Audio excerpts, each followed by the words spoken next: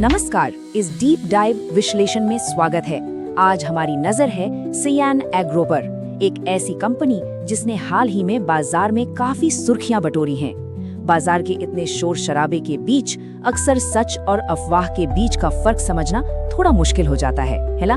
तो आज का हमारा एक ही मकसद है, बिल्कुल स्पष्ट और ऑब्जेक्टिव रहना, बिना किसी बायस या पक्षपात के सीधे डेटा, रिसर्च और इस कंपनी की असली कहानी की गहराई में उतरते हैं। आजकल डिजिटल दुनिया में किसी भी स्टॉक के बारे में हर तरफ चर्चा सुनना एक आम बात हो गई है, लेकिन यहाँ सबसे बड़ा सवाल ये उठता है कि क्या सियान एग्रो के आसपास जो ये सोशल मीडिया का हाइप या उत्साह बना हुआ है, क्या वो सच में सही है?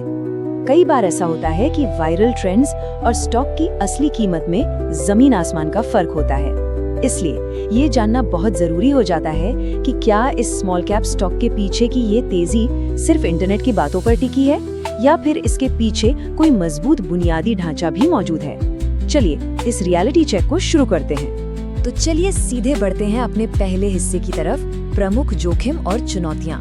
देखते हैं कि बाजार पर नजर रखने वालों को किन बातों का खास ध्यान रखना चाहिए। इस कंपनी से जुड़े 5 ऐसे गंभीर रिस्क फैक्टर्स हैं जिन्हें किसी भी सूरत में नजरअंदाज नहीं किया जा सकता। पहला बड़ा रेड फ्लैग है प्रोमोटर प्लेज। इसका सीधा सा मतलब है कंपनी के प्रोमोटर्स द्वारा अपने ही शेयरों को गिरवी रखना।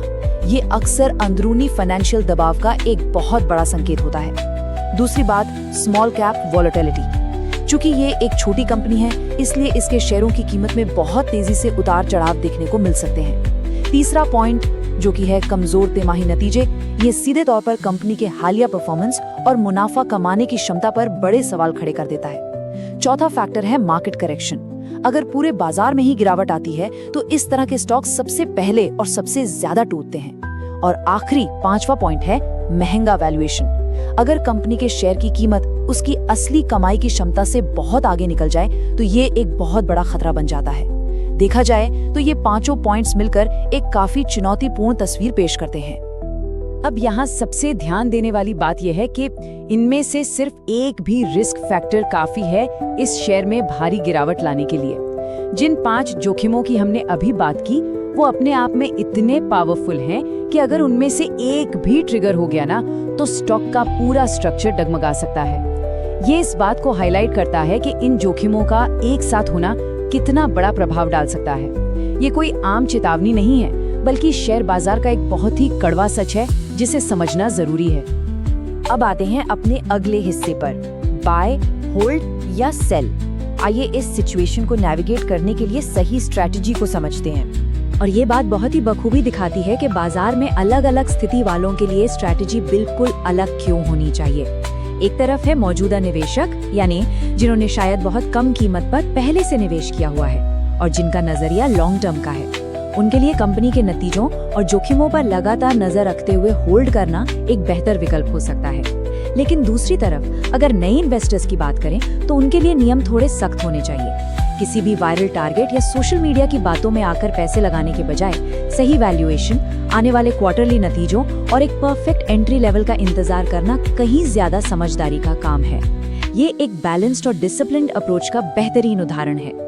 तो चलिए इस विश्लेषण के आखिरी पड़ाव की तरफ बढ़ते हैं, निष्कर्ष और निवेश रणनीति। देखते हैं कि फाइनल टेक अवे क्या निकल कर आता है।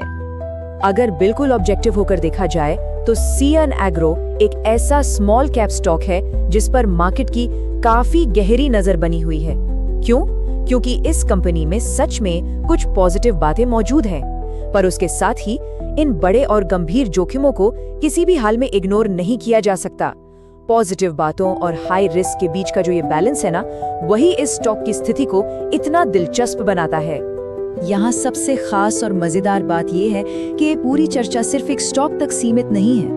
ये फाइनेंशियल लिटरेसी के एक बहुत ही बेसिक रूल के बारे में है, और वो रूल ये है कि निवेश का फैसला कभी भी सिर्फ सोशल मीडिया पर चल रहे वायरल दावों पर आधारित नहीं होना चाहिए। इसके बजाय खुद की गहरी रिसर्च, रिस्क लेने की क्षमता और एक क्लियर लॉन्ग टर्म स्ट्रैटेजी होना सबसे ज्यादा जरूरी है।